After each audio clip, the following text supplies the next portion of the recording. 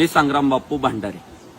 हा विकास लवांडे गेल्या अनेक दिवसांपासून ज्या गुरुवर्यांनी आम्हाला हिंदू धर्माची शिकवण दिली, आम्हाला लहानचं मोठं केलं, त्या गुरुवर्यांबद्दल जर आक्षेपार्ह विधानं करत असेल, त्यांना घुसखोर म्हणत असेल, धर्मांध म्हणत असेल, मनुवादी म्हणत असेल, तर ते आम्ही कसं सहन करू?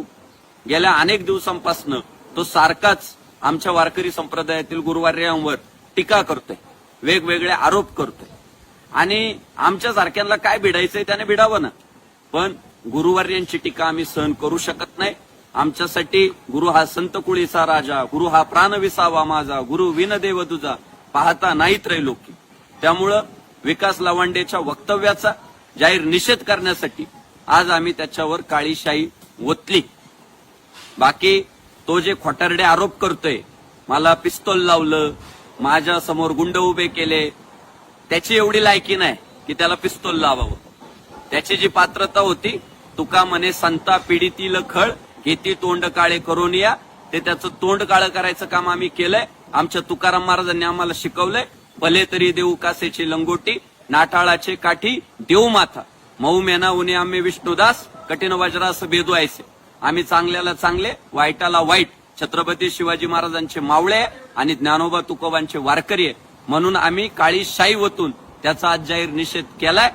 आणि इथून पुढे जर त्याने गुरुवर्यांवर आमच्या अशाच पद्धतीने टीका केली, गलिच्छ आरोप केले, तर त्याला पुढच्याही प्रसंगांना सामोरे जावं लागेल.